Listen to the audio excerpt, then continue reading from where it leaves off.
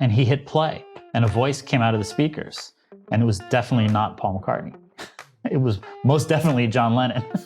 We're not working on a Paul McCartney track, are we? He said, nope, we're working on a Beatles track. That's Steve Genewick, an engineer and mixer with over 30 years of experience and credits with almost any artist you can name. Everybody from Diana Krall to Niall Horan and Bob Dylan to the Beatles. Not only is Steve a first call engineer for large ensemble tracking sessions like big bands and orchestras, but he's also one of the first people to mix music in Dolby Atmos, working with Dolby and Capitol Studios years before the rest of us even knew it was coming. Today we're going to get deep into Atmos with everything from mix tips to some of the more big picture issues with why this format has drawn such a line within the audio community. I think what people are pushing back on a lot is it doesn't sound like the stereo mix. And I get that from artists a lot, and that like doesn't sound like my stereo mix. You're right, it's a different mix. His opinions on the dangers of remixing past releases for Atmos. If you can't make it good, then why bother doing it? It's perfectly fine in mono, or it's perfectly fine in stereo. We also cover plenty of traditional studio tips, such as how he's brought the classic technique of writing the vocal to tape into today's digital mixing realm. Before I put anything on it, no compression, no EQ, nothing, I'll do a couple passes of automation just to get it to sit kind of, to bring the loud parts down, to bring the quiet parts up. Then I'll take that automation. And how one of the best engineering tricks you have is the band. Let them do 1 or 2 takes and then get them in the control room. 9 times out of 10, they fix everything that needs to be fixed. Nobody even has to say anything. I'm excited to share this one with you all because I personally learned a lot from Steve when I first started in this business, and I think you will as well. So stick around for my interview with Steve Genewick.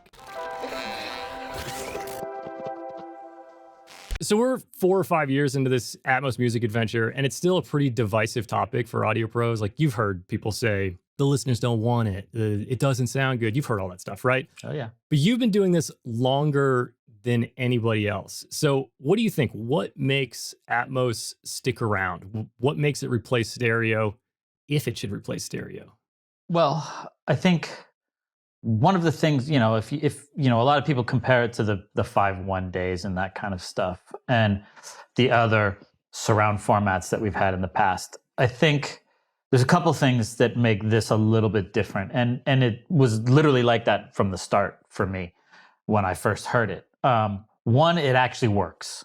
So, because it's scalable, and because you're not tied into a certain amount of speakers and all that kind of stuff, because it's a calibrated system, so in theory, the renderer or your playback system or whatever knows where the speakers are and how many there are and all that kind of stuff. It can actually do that. Whereas in the 5.1 days, if you weren't in the right position and your speakers weren't calibrated perfectly and they weren't, the whole thing kind of fell apart. Right. It was a little too fragile. So that's one thing, is the technology is better. It's like not multi-format, but multi-discipline. I don't know what the word is. It's the same system that's used for movies.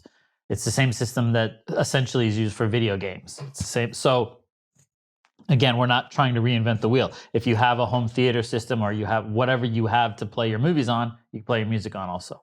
Yeah. The other thing is, again, the technology has caught up. So, we have stuff like Bluetooth and wireless speakers and all that kind of stuff. You don't have to run copper through your ceilings and, all that. So I think that, and then there's this binaural element too. So the one mix, so your one speaker mix, the one ADM file you make, it can serve the speaker system, it can serve the headphone system, it can serve, all of those things is just one mix. I believe, the ultimate goal, especially for the record labels who are paying for these mixes, the ultimate goal is to have one mix that serves everything. They don't want to have somebody mix a stereo and then somebody do the Atmos. They would like to have one mix. And the Atmos system can do that. It can play through 1 billion speakers, or it can play out of 2 speakers. So, and it's doing re-renders, not necessarily fold down. So it does them really well. So if you want a stereo mix, you re-render a 2.0. If you want a 5.1, you re-render a 5.1. So it's actually a very flexible system, a very powerful system. Right. The re-renders sound pretty good. I think a lot of the complaints that people had, first of all, if you don't like it, you don't like it. Whatever. It's like, you don't want to buy the speakers, you don't want to buy into it. Whatever. That's cool. Do whatever you want to do. But but the system does work. And I think a lot of what people were complaining about were, especially in the early days of this, were just bad mixes. Yeah. You know, well, you ruined that song. Well, yeah, you're right. They did ruin that song. It's not good. You know, so, but there's bad stereo mixes too. But we're also, especially when you talk about catalog stuff, well, you know, if, you know, poor Giles Martin, remixing the Beatles, well, I mean, he's very good at it and God bless him for it. He's doing a great job, but that's tough because everybody knows those songs. Yeah. You know, the song I'm going to mix when we're done with this, nobody's heard it. So there's no, you know, nobody has that 50 years of emotional attachment to it. So I don't know that I'm going to break it because there's nothing to break yet. It hasn't been done yet. So I think as we get over the hump of the new technology and all that, and also, you know, the movie guys have been doing this for a long time, and it's worked great in the movies for, you know, 15, 20 years, whatever it is. You know, same tool we got into music, you know, but we got into music way ahead of the consumer getting into the music. So, you know, the consumer side is literally just catching up. Right. I mean, you know, there's only a couple streaming services that stream it. You know, when some of the other ones come on board, it's going to change things again. And then as people get systems, you know, as it moves into cars and as it moves in, you know, as sound bars get better and systems, you know, people build their houses so it works and all that other kind of, you know, there's always going to be the crazy guy who has a huge system. And then there's the good people that want the sound bars. Yeah. And as that technology gets better, it's going to feed into the whole format. The other thing is, I think when the cars are just now starting to catch up, which was a known thing, it takes years to develop a new car. So, you know, as one of my friends told me, you know, a few years ago, Apple CarPlay was only in a couple luxury cars. Now it's in, you know, every Toyota you buy. So that's true. As soon as that catches up, and then the video games too, because the video games take years to develop a new game. So the new games that you're going to see coming out, they're going to be in Atmos too. And then people are going to need playback systems for that and all that kind of stuff. So I think it's moving forward. And then, you know, there's a lot of really big companies with a lot of money, and they're putting a lot of money into this. So I think that alone means it's not going away anytime soon. I was going to kind of bait a question on that by saying, like, does it have anything to do with the amount of money getting put behind it? But everything. It always does. Yeah. I totally agree with you. I think that, like, for movies and video games, and like we all know that, like, the world's going to VR and AR and everything like that. Like, it makes absolute sense. And in music, it's a lot of fun to do. I've done a few. You've done hundreds. So I would love for it to, you know, to survive. But my opinion, you tell me whether you agree or disagree, is that the kind of lackluster current binaural experience that most consumers get is the thing that is creating this pushback. And if that binaural experience was better, I feel like more people would be like, fuck yeah, Atmos, let's do it. You know what? I don't know that I totally agree that the binaural experience isn't great. I think what people are pushing back on a lot is it doesn't sound like the stereo mix. Yeah. And I get that from artists a lot, and that, like, doesn't sound like my stereo mix. You're right. It's a different mix. Yeah. You know, a really good binaural mix, honestly, can be a lot more compelling than a really good stereo mix. Yeah. We're still in the world of comparing the two things. You know, well, it's not the same as a stereo. Yeah, you're right. It's not. And I get it from the artist perspective. You know, like, I just did a record for, you know, a pretty big artist, and they were like, you know, we just spent a year making this record. And now, you know, we finished it, we mixed it, we mastered it, we're happy with it. And now they're asking us to remix it. What's the deal with that? Like, this is a bummer. Like, it's different. I already did this. And I get that. I understand it. Yeah. You know, and they said, you know, the production team and the artist, like, had we known, we would have done this from the start. And, you know, they weren't knocking the format. They were just knocking the fact that it got tossed on them at the last minute. Yeah. But again, like, I've had the experience with artists where I've mixed a record in Atmos for them, and then they, you know, whether they like it or not, but then they start making the next record. Mm-hmm. You know, and like, there was one artist, you know, I mixed a couple records for him, and I ran into him in the hallway at Capitol. I wasn't working on the session, but he was doing a record, you know. And the first thing he said to me is, wait till you get your hands on this one. This one's going to be so much fun. We're putting stuff in there for you to move around. So they knew it was coming, so it wasn't a surprise. Yeah. So they're much more, you know, excited about it because it's not like, oh, I'm reinventing them. I'm going backwards. No artist likes to go backwards. Yeah, you're totally right, because my commentary on the binaural is directly related to comparisons. Right. And it's like, when I go for a run, if I just have an Apple Music Atmos playlist on, it's fine. But it's when I'm like, oh, this sounds really good. What's the stereo sound like? And I do that flip and then turn it down, or turn it down. Right. I almost always like the stereo better. But if you're not doing that comparison and you don't have that reference for what the original Stones record sounded like, then yeah, I guess it is different. So you've obviously answered that question very many times. And yeah, well, and also, you know, those like the Stones, you know, I did some test mixes for the Stones. They gave me a couple songs to do for them to show the band. Right. So they could end up doing the whole record. And those were two of the hardest mixes I've ever done, because the Rolling Stones are not designed to be pulled apart and spread around a room. It's just not what they do. And those records were not made to do that. Yeah. You know? Yeah. You know, I'm also of the opinion, again, I ran into on the record company level, like, well, how are we gonna do this Atmos mix? We don't have the right, we can't find the multi-tracks, or it's only an 8-track. And my opinion is like, don't do it then. Like, you don't have to do every old record in Atmos. Right. If you can't make it good, then why bother doing it? It's perfectly fine in mono, or it's perfectly fine in stereo. You know, if it's a record that you're thinking about doing in Atmos, obviously it's survived the test of time. But if you can't make it better, then don't. Yeah. I mean, I get there's business stuff and all that other crap, but I'd rather not do a bad mix. Yeah. Saying that made me think about, I grew up with the Beatles stereo, the hard panned Beatles stereo. Right. You grew up with the Beatles mono.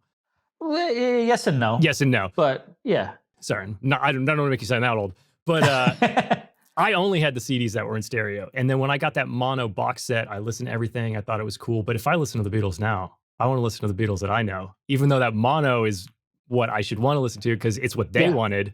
I want what I want. 100%. Well, and the funny thing about the Beatles thing is, we're like, they're ruining the Beatles. Well, they're not taking the old ones away.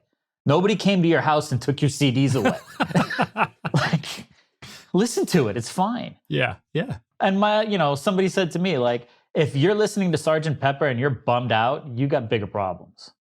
Like, come on. It's still Sgt. Pepper. Yeah, totally. It's still great.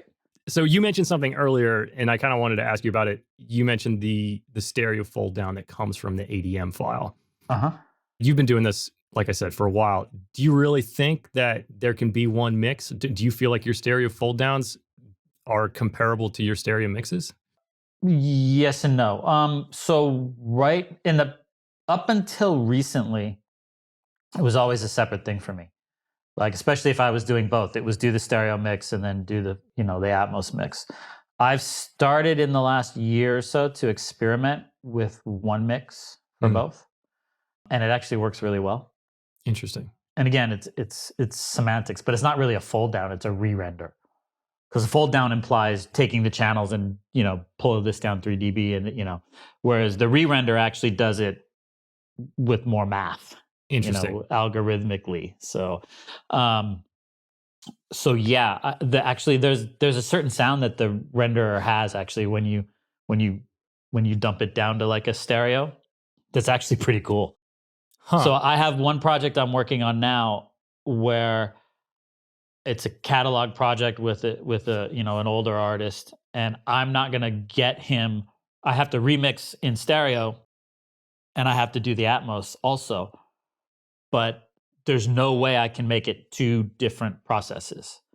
Like, because I have him for short amounts of time and he's going to go, oh, take that, put it there, move that, push that string line here, do that here. I can't do all that in stereo and then do it again in Atmos. And he wants to, like, okay, now let me hear the Atmos. He wants me to hit a button and make it Atmos.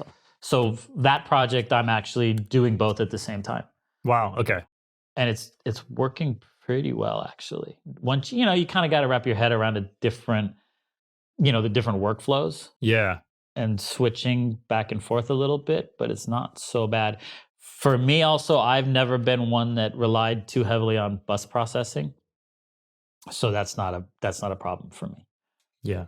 I will probably, like at the end of this process, I will probably have a session that's stereo, that's meant for stereo, and then a session that's meant for Atmos.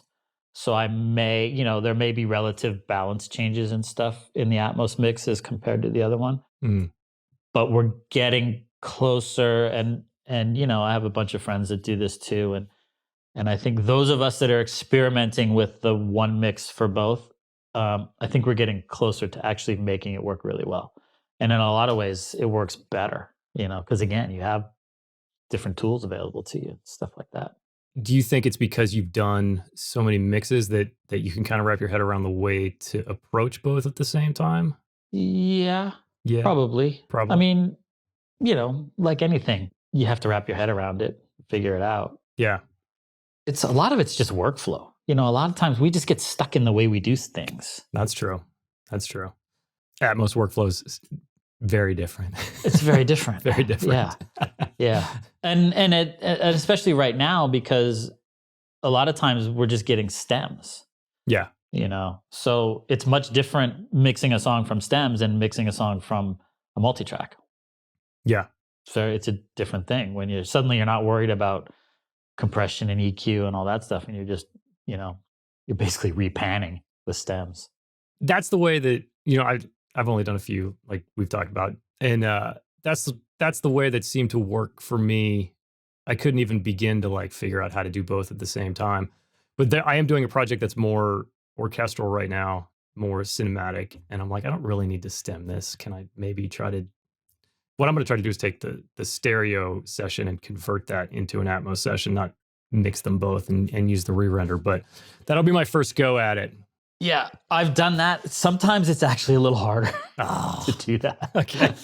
All right, I'll just stem it. If Steve says it, then I'll just stem it. Actually, what I ended up doing is just committing a bunch of stuff. Yeah. I just committed the tracks, and then I ended up with a multi-track that had all of the like EQ and compression and all that stuff kind of baked into it already. Yeah, that makes sense. And then the other thing I did is, and I set this up a lot earlier, my stereo mix template, which is basically, routing and reverbs and stuff like that. My stereo mix template and my Atmos mix template are based off of each other. So, and I named everything the same.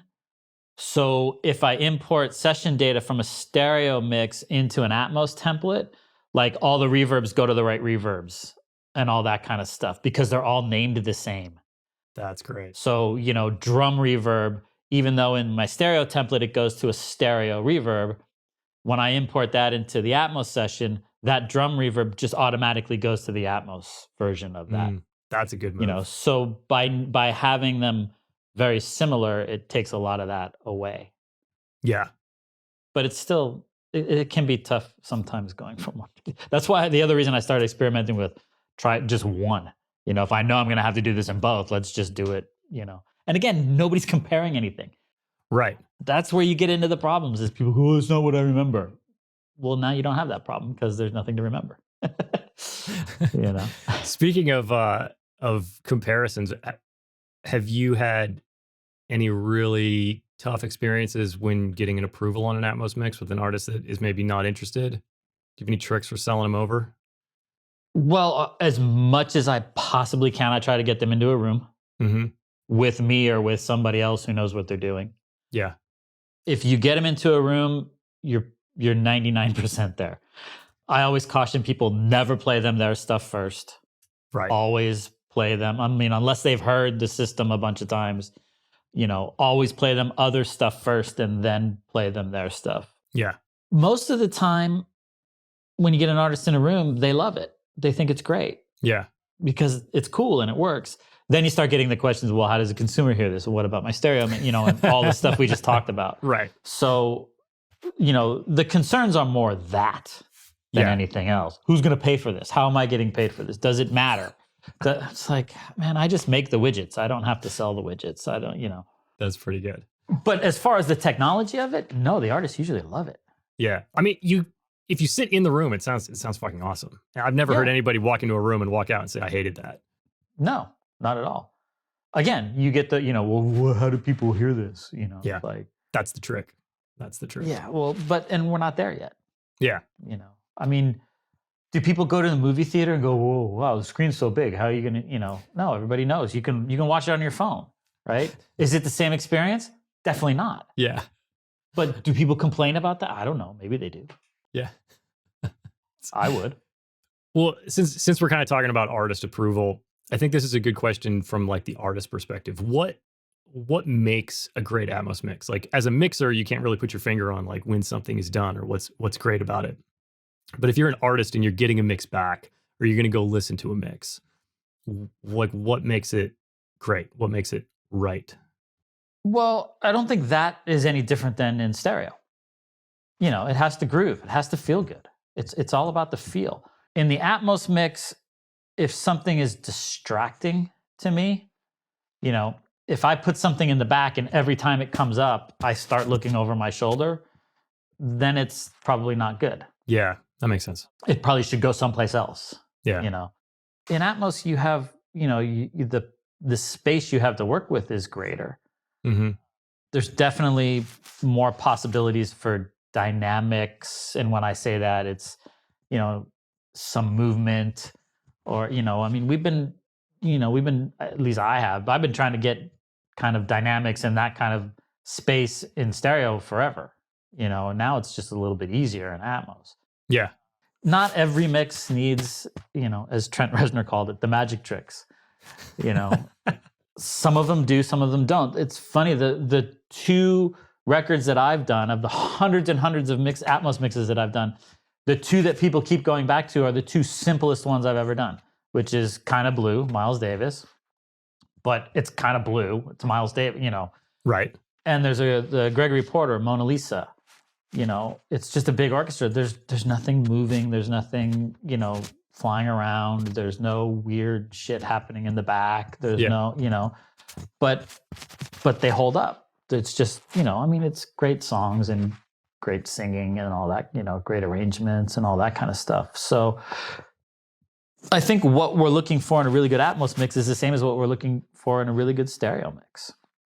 Yeah, I guess that's true. That is true. Yeah. There's plenty of crappy stereo mixes out there. Just turn on the radio.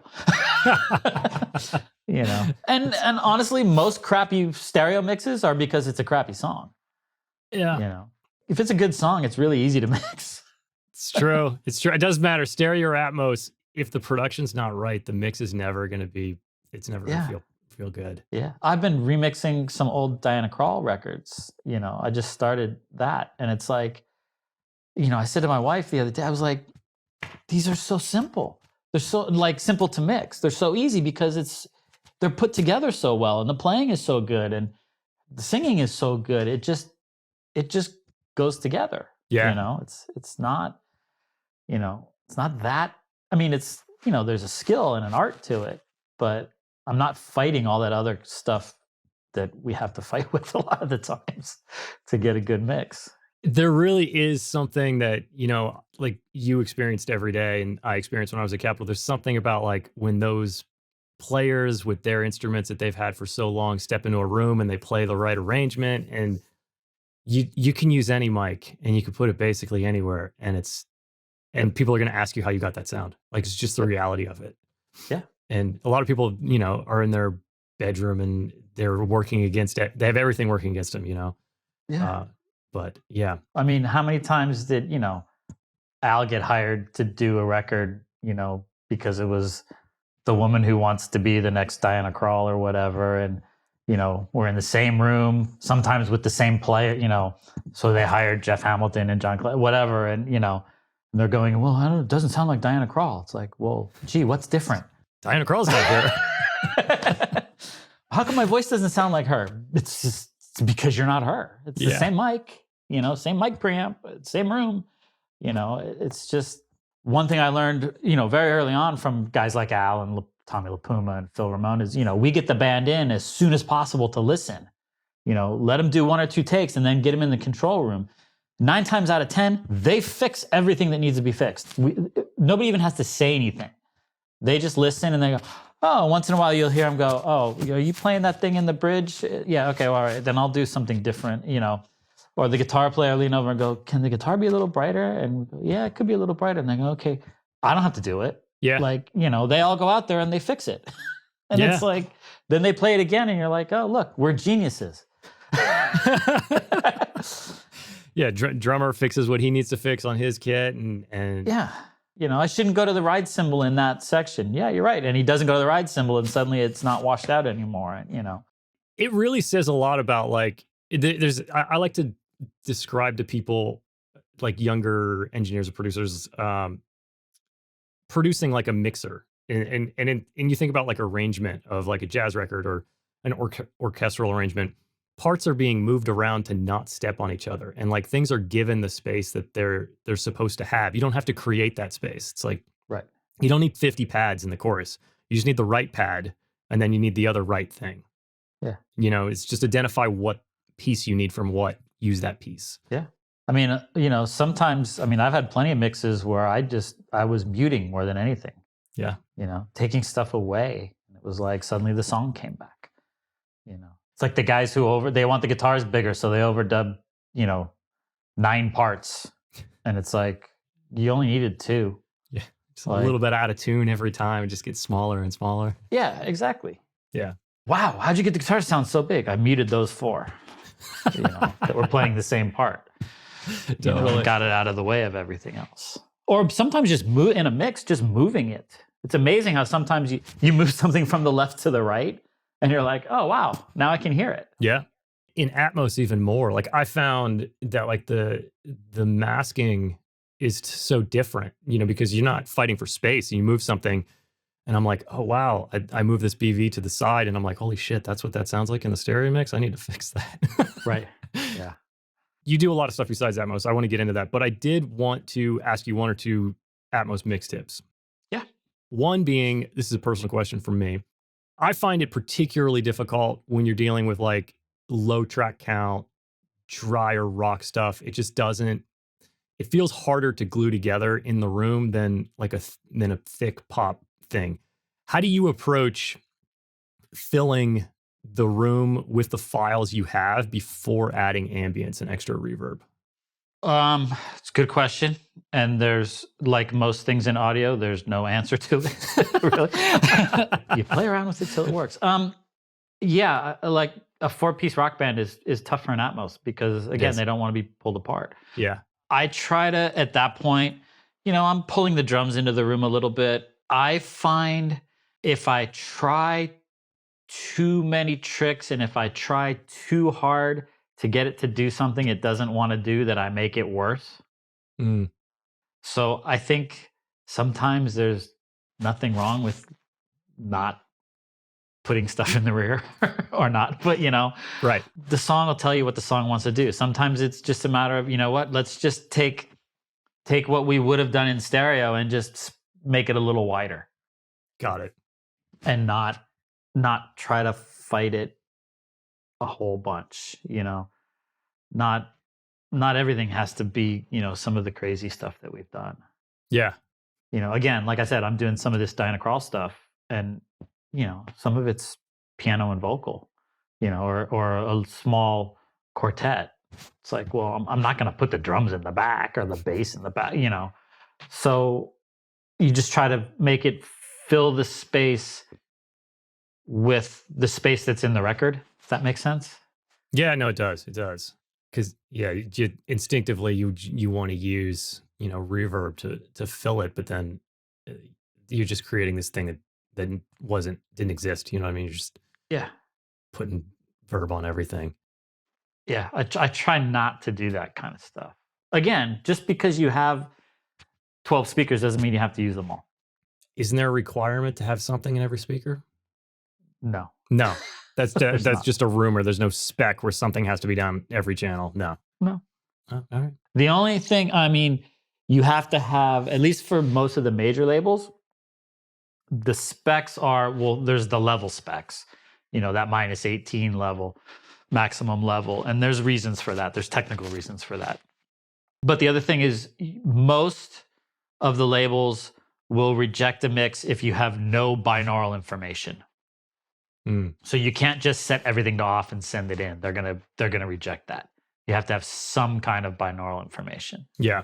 And most, well, not so much the labels, but I know some of the streaming services like Apple, they're pretty sensitive to like up mixing, like trying to fake stereo stuff into Atmos. They're cracking down on that pretty heavily because they want the format to do what the format does. So Yeah. and again, I'm more of a proponent of I'd rather not have it in Atmos than have it badly in Atmos. Says the guy mixing all the Atmos tracks, so that means a lot. Well, yeah. But there, like there was a couple early on where it was like, we don't have the assets for this. And it was like, fine, don't do it. Yeah. You know? Well, what if we pull it apart this way? I was like, man, it's going to be crap. It's, then we're breaking it. Yeah. We're not making it better. My favorite one was the one I got something to QC once. It was kind of during COVID. I was still working for the record label. And they said, can you listen to something? This Atmos mix sounds weird to us. Can you listen to, it was during COVID because I had a room. That was the thing is we didn't have access to all the Atmos rooms because the buildings were closed.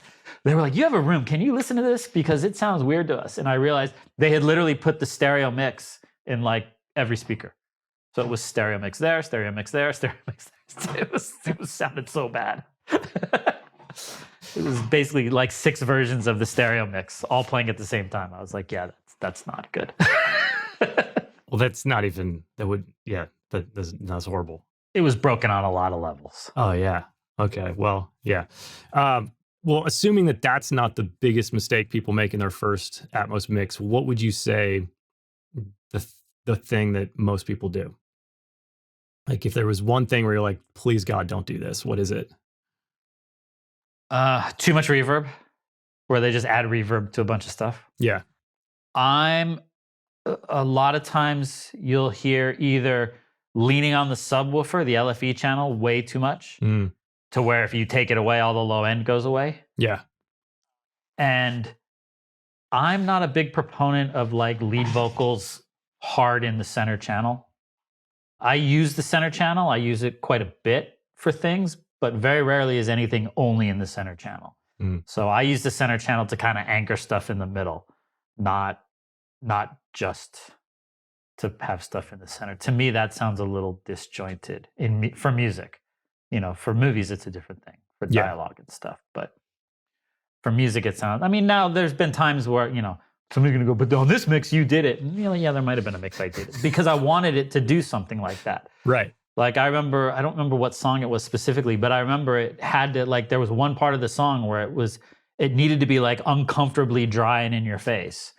And I just stuck it hard in the center channel for like that bridge and it did that thing, And then Apple Spatial Binaural ruined that. Who knows? Well, the Apple Spatial thing is, again, that's a moving target. Yeah. So that's the other thing I kind of tell people they're like, but it's, but on Apple, I'm like, yeah, but Apple's changing. Like every time you update your phone, there's a good chance that they're updating their spatial algorithms. I don't know that for sure, but that's changing all the time. So usually for the better. So that's a moving target that's really tough to chase. The speaker mix is still the mix that everything is going to be based off of. So pay attention to that. Don't ignore the other stuff, but pay attention to that. Yeah, I was has to sound great in the headphones person until I tried to do a mix in headphones and then went and heard it on speakers. And I am very firmly in the it's got to feel good in the room, and then you've got to find that balance where it's also good in the binaurals. But do you think there's ever a time when the Dolby binaural and the Apple Spatial are more similar, or that there's only one binaural, or no? I hope so. The last thing we need is more formats, right? You don't want a third binaural option? No, I'm sure it's out there. It kind of is, because if you have Apple without the head tracking, it's different again a little bit. But, oh, is it really? Well, sort of. And again, it's changing some. I don't have the time to keep up with half of it. But if you're doing a frontline pop album, I mean, let's be honest, most of those don't have a huge shelf life.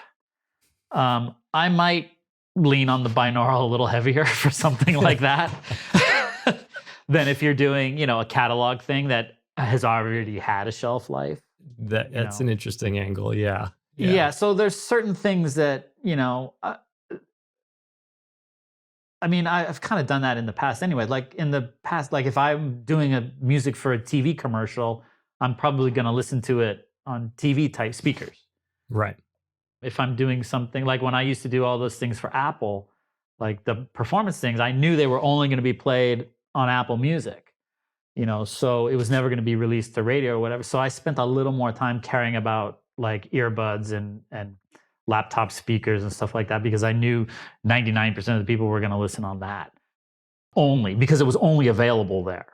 You know, if I'm mixing something for theatrical release, I want to hear it on big speakers because I know it's going to be, you know, I'm mixing a thing now for a guy. It's a private thing, a personal project. But this guy has, you know, he's a guy with probably way too much money, and he's got a big, huge home theater thing that he wants this project to play in. So I got to make sure that it plays well on a big, huge system. Yeah. You know, this project is not being designed to play on headphones. It's being designed to play in his big home theater. So I mix it for the home theater. So in a way, you have to mix for what people are going to hear it on. That's true. You know, which is what we've always done. Yeah. Why would we stop? I don't know why Atmos makes us all want to stop and change shit around. Ultimately, I want to make a good sounding record. Yeah. You know, I never once saw Al put on a set of earbuds and listen to a mix. You know, if you're going to listen on a crappy system, that's your problem, not mine. Yeah. I mean, I hope the mix stands up. I mean, you don't want to, you know, you want to make sure that the bass doesn't go away in headphones and stuff like that. But as in stereo, if you make a really good mix on a good set of speakers, it should translate. Yeah. Yeah. You know? Agreed. I don't want to talk all about Atmos. I'll just throw out there that Steve has done so many amazing interviews. Working Class Audio's been on there a couple times, and Recording Studio Rockstars. Both of those, there's lots of Atmos stuff in there. But Steve also does normal records. normal, and tons of jazz, big band, orchestral. Like you're really a top tier tracking engineer and mixer. You've learned from the best. Still my favorite thing to do. I'd much rather be in the studio recording. Yeah, that's what I wanted to ask you about. Is I feel like the thing that you enjoy the most is becoming this lost art because of just the way studios are working and the way production is done. Would you maybe enlighten people on how you approach some of these ensemble recordings where you have, you know, horns, strings, you have a lot of players in one room? Are you thinking about isolation or not isolation? How is that going into your mic choices and your mic placement? What's that mindset like when you're about to do the thing that you do? So the first thing is sessions like that, which are, again, like I said, are my favorite things to do. I always tell the more people you put out in that room, the happier I am. But it does come with a different set of, I won't say problems because they're not problems. It's just a different set of issues. Yeah. And most of that is preparation. So when I get a gig, you know, and it was the same when I was working with Al, you know, he would do it or we would do it together. It's you get the job, you find out what it is, and then there's a few questions you have to ask. Like, okay, what is this for? Is it, well, yeah, what is it for? Is this for a movie? Is it for an album? Is it for, what is it? Okay, it's for an album. Okay, great. We're going to do an album. So do we have a singer? Yes, we have a singer. Is that singer the singer that's going to be on the record, or is it a guide vocal, or do we want keeper takes for this? Is it strictly, you know, a guide vocal, which it never is, because, you know, how many times has that guide vocal been the one? And then, you know, are we overdubbing solos, or are we doing live solos? Are we, you know, in this case, the artist is a piano player. Are they going to want to replace their piano parts later? You know, stuff like that. That's the kind of information I need to know that will inform me about how to set up the room. Now, usually, if it's a big band or an orchestral thing, you know, you're not going to split the big band up. they go as that's one whole team. It's all live basically. We might isolate, put the drums in a booth and isolate the bass as much as we can, but they're usually in the room and or close to the room and playing at the same time. If we get isolation, it's more, the drums sound better if they're not bleeding into every single microphone, and the bass sounds better if all the horns aren't bleeding into the bass mic and stuff like that. You can get more definition. So isolation in that situation is more for that kind of stuff. As far as like a horn section, if you have 5 saxophones, they're sitting right next to each other, you're not going to isolate those guys. So, I put a mic on all of them, and that's so I can do minor balance things. But 9 times out of 10, those mics are probably all in Omni anyways. Yeah. Because the mics sound better and the leakage sounds better. And so it's a section. And then how I set them up is more, a lot of that is about visual, like sight lines, make sure everybody can see, make sure they can hear. If you're dealing with a big band or an orchestra or something, a lot of what they're hearing is in the room. They only have one headset on. So they're balancing themselves. They need to hear each other in the room because that's how they balance, especially a string section. They want to hear each other. And they'll do a lot of the balancing themselves.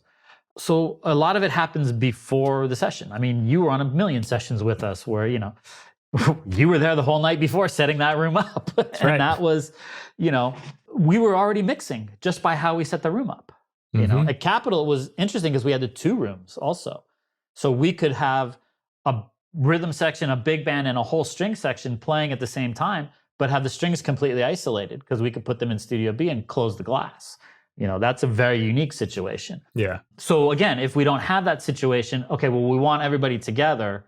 Well, how are we going to manage this? Because now we got strings and horns in the same room. And, okay, do I put the horns in front of the strings? Do I put the strings back there? Do I put, like Tommy Vicari and I just had the big discussion because we did the Oscars, a couple of weeks ago. We have strings and horns in the same room at Warner Brothers. How are we going to do that?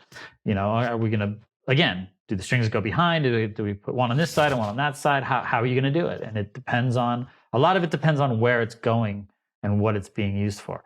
But by the time we get to the actual recording session, that should all be taken care of. And it's already predetermined what's going to happen. Like we just did we just won a Grammy for the Count Basie record that I did like a year ago. Yeah, congrats. Thank you. But on that record, I knew there was going to be guest artists. So we had singers to sing live, but I knew that most of those singers were going to be replaced with guests. So it wasn't about keeping the band out of the vocal. It was about keeping the vocal out of the band because I had to take it all out. And we were at East West Studio One, which is a great room. It's, big, but there's no really isolated vocal booth in that room. So I had the singers in the lounge outside.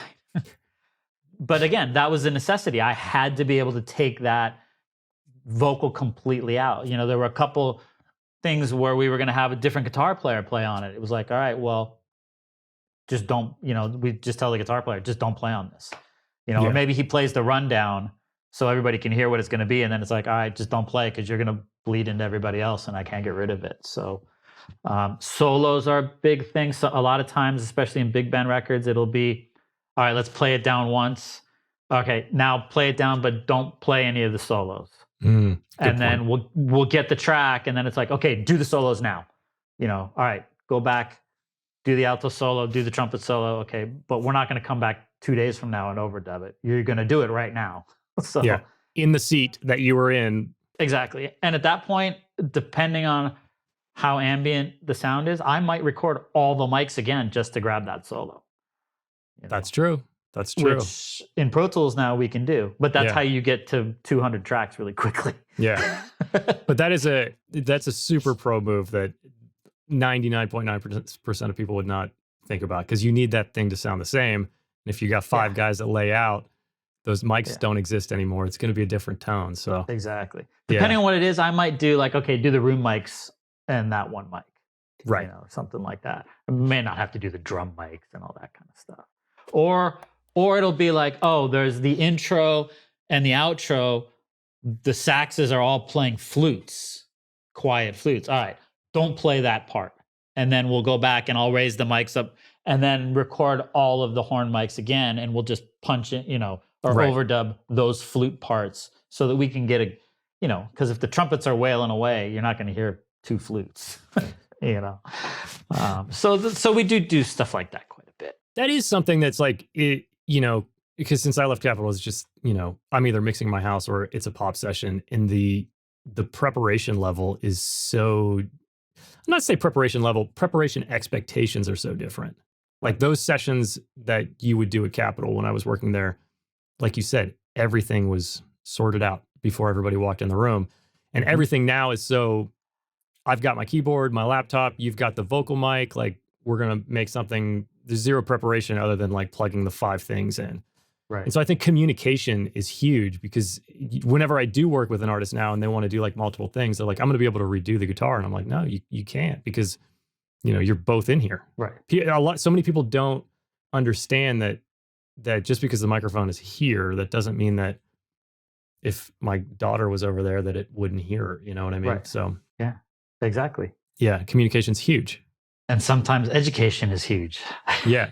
Yes. And politely educating. There's something else that you need to understand how to like help everybody understand the situation in a non-condescending manner, which psychology. A lot of it is psychology and people skills. Yeah. At Capitol, we hired people based on the people, not what they knew.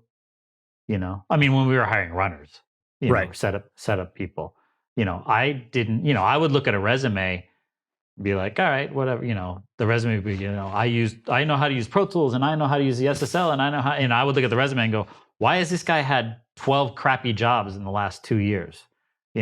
What is it about this person that he can't hold a job at the pizza place? At the pizza place. Yeah, exactly. Yeah.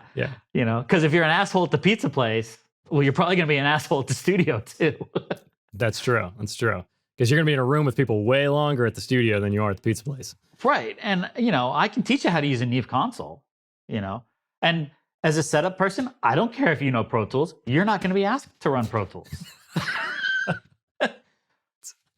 Yeah, that's true. If it's a good thing to know. Obviously, the more you know coming in, the quicker you can make it through the system. Right. Right. But again, if you're working at a place like Capitol, when we hire you, we're going to teach you how to make the coffee, because we want you to make the coffee the way we want the coffee made. Yeah. And this is how you wind up cables, because this is how we wind up the cables here. And there's a reason for that. It's so that everybody, so that this guy isn't tangling up all the cables that this guy wrapped up over there, Yeah. And, there's that thing of, if you screw up my lunch order every day, how am I going to trust you to run my Pro Tools session? Yeah. Or do my patches or whatever it is. It's like, studios are all about the little levels of detail. It's all about exactly. the detail and the responsibility. That's the word I was looking for. Responsibility. Yeah, totally. It's like, okay, you did this, you can do that. You did this, you can do that. And the setup staff was just as important as the engineering staff, was just as important as the tech staff, and just as important as the office staff. And, especially at Capitol, because the setup staff was responsible for setting up the rooms. Mm-hmm. Even though, yes, during the day they were runners, but, the majority of the work the setup staff did was setting up those rooms. And if it was done, if you missed, if you're setting up 50 or 60 mics, and your input sheet is all screwed up, that's going to take a session down for 45 minutes in the morning. Yeah. That's a huge deal. Yeah, no, it is. I used to love. I always liked the night shift because I liked setting everything up when we were at Capitol, and I used to love to come in the next day and see where everything was. What it's like, moved? how far did it move? Okay, next time this engineer's here, I'm going to try to put it closer to where he puts it. And that was my game too at Capitol. Yeah. Like, set it up and see how it moved, It's how you learn how to do it without being in there to watch. Exactly. Or try to anticipate, because a lot of times the drawings weren't, we would give you guys drawings that were just chicken scratch. Oh, yeah.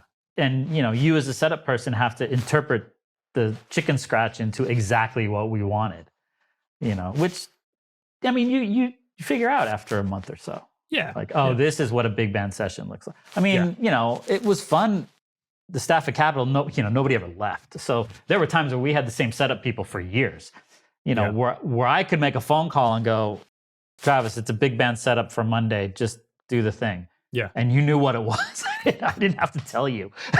It's that kind of thing. Just give me a vocal setup with a 47. Okay, great. Yeah. You know what that means. I don't have to go into the detail of the whole thing. Yeah. But I also did it when I became an assistant engineer. It was still kind of like when I would work with Al, I would get in the mornings and I would set up a mix for him. We had the console patch and everything. And I'd kind of get a balance going of the song.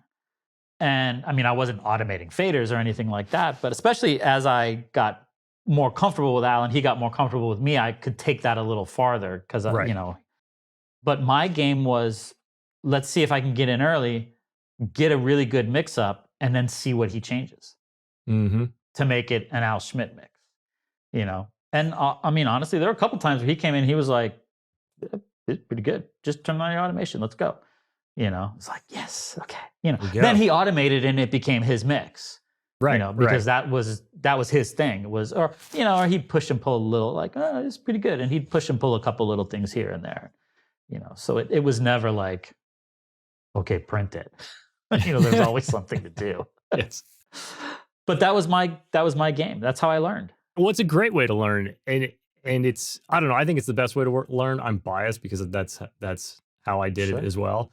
But just to highlight for listeners, like you might, have an internship in your town, or you might go to school, whether it's expensive or not, go to a program. And then when you go to one of these facilities, you have to remember that you've been given like the baseline to keep up, but that you're really going to learn the real deal when you're working with the people that are working every day. So just remember that like you only have the tools to learn. You don't actually have the the full skill set yet.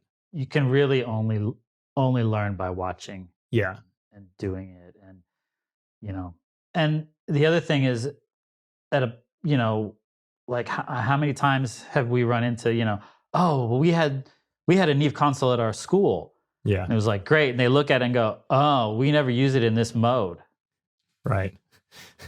But tomorrow we're going to use it in the other mode. And, a week from now, we're going to use it in broadcast mode. And in a week, I know how to run Pro Tools. That's great. We don't want to do that on this session. We're not going to record in playlists. We're going to record linear. Huh? No click with an edit, and they look at you. It's like, well, that's what you have to learn how to do because every session is different. I was just talking to a bunch of young staff engineers at a studio, and they have a new Neve 88R console that they just installed. And even the guy who ran the studio was like, can I ask you a question? Yeah. How do you do this? And I was like, well, what am I doing? And he was like, what do you mean? He was like, how do you do the headphones for this? I said, what are we doing? Is it tracking data? Is it an overdub? Is it like, I had 10 different ways I can run the headphone mix. Depending on how many I need and who's doing it. And is it stereo? Is it mono? Is it tracking? Is it overdubbing? And they were kind of like, oh my God, but that's what you learn working at a big studio like that, is how to be flexible and, how to do all those different things. How to adapt. Yeah. There's one other question I wanted to ask you. You mentioned vocals earlier. You mentioned Al. Mm-hmm. Every time I ever saw Al record a vocal, he wrote every word of every take. Yep. To tape. Yep. Can you talk to young engineers about why somebody would do that? And maybe, is there like a 2024 version of that technique that you could suggest? Yeah, I still do it every session. It kind of freaks people out sometimes because they're like, it's to tape though, you're committing it. It's like, well, yeah, you're committing it. It's okay. Commit, make a decision, you know? And when we talk about it, it's not like we're doing 20 dB rides. It's subtle stuff. I mean, sometimes it can be more, but yeah. So basically, when the singer's out there, you're learning the song, you're learning it with them. A lot of it is visual. Like if you can see the singer, because then if you see them back up and wind up for a big one, they're going to get loud. It's like you pull the fader down. So, the thing with Al and, subsequently with me, because I learned from those guys, is, he relied very little on compression. That compressor, man, if he was compressing something 3 dB, that was crushing it. And his compressor was pre-fader. So he would set the mic pre-up so that at the loud parts, it would hit, 2 or 3 dB. But that meant at the soft parts, it wasn't compressing at all. So essentially when the singer was sitting, the beginning of the song, the intro, the first verse, the fader might be up, 4 or 5 dB. And then as the song progresses and gets louder, or there's that one word that they sing really loud every time. Well, you know where that is, and you just pull the fader back a couple. You're talking about a threshold of maybe 4 or 5 dB in there. But that way, well, two things. One, they're hearing that too. So their vocal it's mixing, essentially. Yeah. Their vocals smooth out. And with Al, not only vocals, we were doing it on sessions, like in a horn section and, trumpets, when you saw Al moving faders, it was going to tape. So, the trumpets put their mutes in. Well, when the mutes go in, they're going to be 10 dB quieter, so you jam the fader up for that part and then you pull it back down when they take the mutes out. It's all that kind of stuff. And then, certainly when it comes to mixing, it's a lot easier because you've already done half the moves. But yeah, I mean, it's harder these days, especially if you're in a room that doesn't have a console because you don't have that fader in front of you. But a lot of preamps, if there's a knob on the output of that preamp, that's a fader, essentially. Yeah. So I'll do it with that, the output of a compressor. I'll lean over and just ride the output of the compressor as long as it doesn't make noise and all that kind of stuff. A lot of what I do now, like I do a version of that now when I'm mixing. I'll get stuff in to mix that's been recorded in, small studio, home studio, no fader, whatever, straight into Pro Tools. A lot of times there's no compression on it, but they will have heard compression in the session. So there might be a compressor on the vocal, so everybody's hearing it nice and up front and in your face, and dynamics are under control and all that stuff, but it's not being recorded that way. Yeah. So when I get it and I take that compressor off, suddenly, you look at the waveforms and it's like the beginning is like this, and then it goes like this, and then it's like this, and then it's like this. Well, now if I want to put a little bit of compression on it, I'm only going to compress the loud part, or I'm going to, So what I'll do is I'll get a basic mix up and then I'll go to the vocal. And before I put anything on it, no compression, no EQ, nothing, I'll do a couple passes of automation just to get it to sit kind of, to bring the loud parts down, to bring the quiet parts up. Then I'll take that automation and convert it to clip gain. Well, now I have an audio file that's got those rides in it. Now I can put my compressor on there, have it compress 2-3 dB, whatever it is, and everything's kind of, then I can put my processing on it like that. So yeah. That's a real, it's become a basic part of my mixing nowadays, is that first couple passes of automation with no processing at all on it. Then I put the processing on it. That volume automation transition to clip gain I don't think people know that you can do that in Pro Tools, for anybody listening that is not in Pro Tools. Sorry. Yeah. Well, it used to be it had to be HD, like the other versions of Pro Tools couldn't, but that's not that way anymore. It's in every version now. Yeah. Yeah. I do it all the time. Or just clip gain. Once clip gain came into Pro Tools, half my automation went out the window. Oh yeah. Oh yeah, that guitar line's too loud. Just clip gain that thing down. It's great. Yeah, because then if you want to trim the whole thing, you don't have to flip to trim. You can just push the fader half a dB. And exactly. The thing to remember is clip gain is pre-processing. Yeah. So it's pre-compression, pre-EQ, all that kind of stuff. So, you can't just go, oh, the vocal needs to be louder and clip gain the whole thing up 5 dB because now you're hitting your compressor 5 dB louder. Or you can. It's okay. I so badly just want to talk about gain staging and how it can just go so far south if you don't understand what's down chain from something. But that's like a whole other podcast episode. We'll just let that go. We'll pretend you didn't bring it up. Yeah, obviously, it makes me feisty. But that gets back to the being an assistant and the recording process and all that is what's happening down the line. Yeah. If you lean over and click that mic preamp, well, are you now just driving your compressor harder? Where are you going to make up your gain? Yeah. Where do you need to do that? You know? If you're riding gain, like we talked about riding, a vocal. Well, if you're doing that into a compressor, you're just riding more compression, less compression. You're not riding the actual gain. So the the number of auxes that will come in on a session or something, or when you open some, you can just be like, oh my God, where is this? How is this happening? But whatever. I mean, if it sounds great, however you get there is fine. Yeah. As long as you understand what you're doing along the way. Right. I think is what's important. So, well, it used to be easy. Signal flow is easy. We used to say there's goes ins and goes outs. Everything goes into something and it goes out of that thing. It was a line. I mean, it might have gone into a million different things, but it went into that and out of that, and into that and out of that, and into that and out of that. Yeah. And it did the same thing inside of a console. Into this, into that, into that. So once you understood that, it was great. With Pro Tools, it can be a little different. Well, actually, in Pro Tools, it still does the same thing. You're still going in and out of stuff. It's when you get into Dante. That's a whole nother. No, I'm gonna go Don't there. go to Dante. Okay, so before you go, I can't let you leave. I know you've told the story, but it's so good. I can't let you leave without talking about recording strings for the final Beatles song. You worked on a Beatles track. You have to bring it up on the show. Those are the rules. That's cool. I'm good with that. Yeah, it was fun. So, I'd worked with Paul a few times, with Al and Tommy. We'd done a few projects together. So working with Paul was not, a new thing. And I got a call from Paula, the studio manager at Capitol. Oh, hey, I just booked you for a string date for Paul in like a month or whatever it was. Oh, okay, great. Who's producing? Giles is producing. Okay, great. I know Giles, Giles Martin. Okay, do you know what it is? They said it's just a string date. It's on a weekend in like a month. Okay, cool. So we get closer and I called Giles, hey, string date this weekend. What are we doing? He says, oh, yeah, it's just a string date. It's a song for Paul.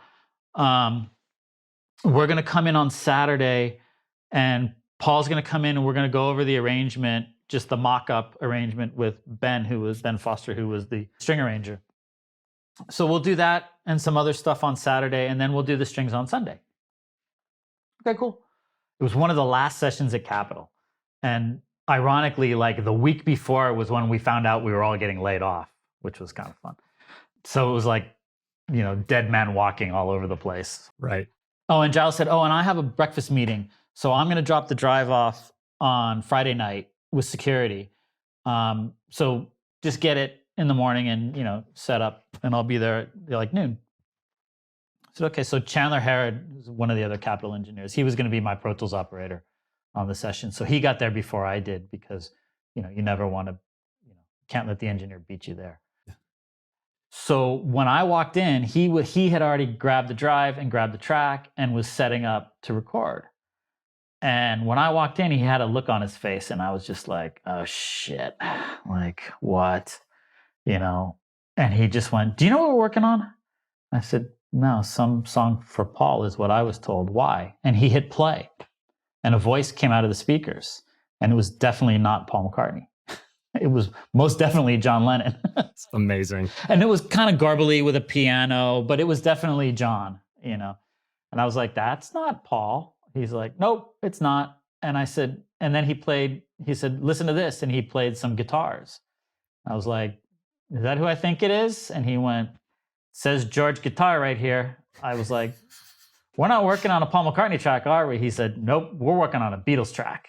I was like, amazing. Okay, now, And so like a half hour later, whatever, Giles shows up, comes in the control. And we were both like, Giles, like, what are we doing? He was like, oh, you've heard the track. We're like, yeah, we've heard the track. He said, yeah. He said, oh, by the way, you guys have to sign these NDAs right now. So, nobody can know about this. It's just, as far as anybody's concerned, it's just a track for Paul. So the only people that knew what we were doing were in the control room. It's amazing. And then Paul showed, the cool part, Paul showed up that day, the Saturday where we were just going to listen. So, do all the pleasantries and all that fun stuff and went over the arrangement, the mock-up of the arrangement, because Paul hadn't heard it, oh, yeah, it'd be nice, put the strings here, maybe not there, do this thing here, all that kind of stuff. It took like an hour or so, whatever. And then Giles says, all right, well, let's pull up the other thing and you can listen to those. To which Chandler and I were like, other thing? We didn't know about another thing. What, we're kind of freaking out. Like, what's this other thing? You didn't tell us about another thing, is there? He said, no, we just have to listen to some mixes. He said, it's all in Pro Tools. Don't worry about it. It's just, I can do it. Well, it was Paul listening to the new Revolver mixes. Oh, wow. There were stereo mixes, not Atmos, which was so fun because we got to sit with Paul and like basically go over the mixes of Revolver. And such a good record. Oh yeah, it's great. But it was the Peter Jackson source separation stuff that he had done. So I got to solo some of that stuff and listen to the separated parts and all that kind of stuff. So that was fun. So, but again, like the whole Capitol crew's out setting up the room. They're setting up for strings, all the other, anytime Paul's there, it was like, for some reason, the whole staff was there on a Saturday. It was, oh, I forgot my jacket. Oh, I have to do something for, but none of them knew what we were doing. Only me and Chandler knew. Paula didn't even know what we were doing. That's amazing. So then the next day, the string player, it was a string date. And Paul was there early. String players start coming in. They know it's a Paul McCartney session. They've been prepped. It's the song for Paul, no pictures, all that kind of stuff. Here's the NDAs to sign, all that. But Paul's there when the string players show up. And he was out in the room and having fun and talking to them. And, everybody's having a good time. We do the session. All they hear is drums, bass, piano, no vocals, nothing like that. The chart, actually, I still have my chart that I had. It's hanging on my wall now. It had a different name on it. The song title was different. It just said Paul McCartney. So they didn't know what they were playing on. So, we did the string date. It took, a couple hours or whatever. Everything's great. Thanks a lot. Hugs and kisses. Everybody leaves. Chandler and I look at each other, high five, like, holy shit, we just did a Beatles song. Like, it's amazing. But we can't talk about it. Like, I think my wife knew, obviously. I had to tell her. I had to tell somebody. And it just went away. Yeah. Like, and then we closed Capitol for the renovations and all that kind of stuff. And every now and then, I'd like go online, like search Paul McCartney or Beatles or, like nothing. I'm like, and after like a year or so, I was like, it must have gotten shelved. Maybe it didn't. Maybe they weren't able to separate the vocal enough. Who knows? Right. But obviously, nothing's happened. And I got an email one morning. It was like a Thursday or Friday morning or something. And it was from a journalist. And it was a name I knew. He was an audio journalist. And in the email, it said something like, hey, I got your name from, and it listed a bunch of names. I want to talk to you about this new Beatles song. And I was like, uh-oh. Like, Well, and actually before that, the thing had come out where Paul McCartney had talked about a Beatles track and using AI, which it really wasn't, and all this. So I was like, oh, that must be it. But nobody knew when it was coming out. Right. So at least at that point, I was like, okay, it's coming. Like at some point, this is going to come out because Paul's talking about it, sort of cryptically talking about it. So I got this email from the journalist, and the names in the email lined up. Like it was the right record company people. So I immediately reached out to one of those people, and I was like, hey, I just got this email. And they were like, yeah, he's under the NDAs. He's doing a piece for us. You can tell him anything, he knows that you can tell him anything you want. Yeah, do the interview. It's great. Okay, so I call, okay, yeah, when you want to talk, let's talk Monday morning. Okay, great. He calls me. I do the interview, tell him the story, the whole thing. And I said, hey, by the way, do you know when this comes out? And he goes, yeah, Thursday. I was like, what? He says, yeah, it comes out on Thursday. I was like, he's like, there's going to be a video, and then the song will be released Thursday on Apple, I think. It's Apple Music. I think it was a big Apple thing. Okay, great. So now I'm kind of excited. Now I'm like, oh, great. This, it's finally going to come out, but I still can't talk about it. Right. Because I called Chandler, I think. I was like, dude, it's coming out. Because he knew about it. That's great. So Thursday came like that morning, and I rolled out of bed early, and first thing I did was write to Apple. I'm like, is it out? Is it out? Is it out? Is it out? And the video was out. There's like a 12-minute video or something they did, and the song is out. And I'm like, oh, cool, it's out. And then I started getting text messages and Facebook thing, because the string players who were on the session, they saw themselves in the video. And that was the first inkling they had that it was a Beatles track. They had no idea. So I was getting text messages like, you knew, didn't you? I was like, yeah, sorry, I knew. And again, remember, it had been like 18 months. So people kind of forgot about it. They just thought it went away. It was like, oh, well, that was a fun day with Paul, but here it went away. So yeah, and then I knew, because I knew this journalist, I knew I had a proper credit on the record, which was cool. So my daughter actually handles my website. So I saw the video, I saw it came out. I called her immediately. I was like, okay, make this change to the website. Go to the credits page, and at the very top, write the Beatles. ASAP, do it right now. Exactly. Yeah. Whatever you're doing, stop and write that down. Oh man, that is so good. So good.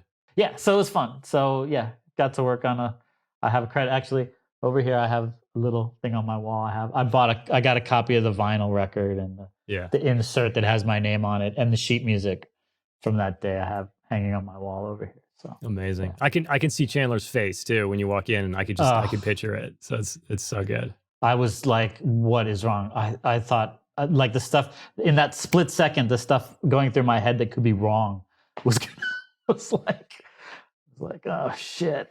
But dude, this has been awesome. I'd love to keep chatting. I got 2 questions. You've been on the show before. I didn't bring that up. But I'm going to ask you the questions again, because that's how we do things.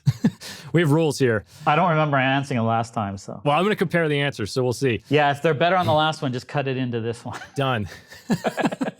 You were kind of touching on this, but was there ever a time in your career where you chose to redefine what success meant?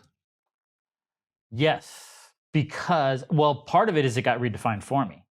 Because when I started, I think, at least being a young assistant or young runner or whatever, I would see the engineers and the producers come in, it was the big famous guys with the racks of gear and all that stuff. And, you wanted to be one of those guys, and then, there was a bit of a recession and the business changed quite a bit, when Pro Tools and home studios and that kind of stuff came in. And I remember a time where I was on staff at Capitol, thinking, still kind of with the mindset of like, yeah, I'm a staff engineer. Like, I haven't made it yet because I'm still working here doing this. And then at one point I looked up and went, wow, I know a lot of guys who are doing that thing that I think I want to do, and they're not working. And they're, and I have a job every day, and I'm doing some pretty big stuff, and I get to sit next to Al Schmidt every day, and this is pretty cool, actually. Like, this staff job is a little bit more than it was cracked up to be. So it became that, and then I realized as I did it longer that I didn't think that the goal of the game, at least for me, was not to be a big famous engineer. It was to work. I'd much rather be a working engineer than, the guy who did that one famous record and never worked again. So, and kind of, it's funny in a way, I distinctly remember a time sitting at Capitol where I was engineering it was a big orchestra out there, 2 rooms, strings, vocal, like the whole shooting match. And I remember sitting at the console going, all right, this is what you wanted. You're the guy and you're doing it now. And then I remember thinking, stop thinking this and do the job. Do the job. And it was kind of like, okay, now you got there. Now you have to stay there. It's true. It's true. Now you actually have to do it every single day. You have to do it, Yeah. So, and not everything is Paul McCartney. Not every day is, very few of those days are like that. Most, I mean, look, every mixer in the world, every engineer you do what shows up. Not every day is a big famous, rock star or whatever it is. Yeah. I mean, how many vanity records did Al Schmidt do? Some rich guy's wife wants to sing. Great. Come on. Well, you still get to do the thing you love. You still get to work. You still get to maybe try something. Totally. You never know. Maybe you'll meet some guitar player that'll bring you a great gig down the line. Like, you never know.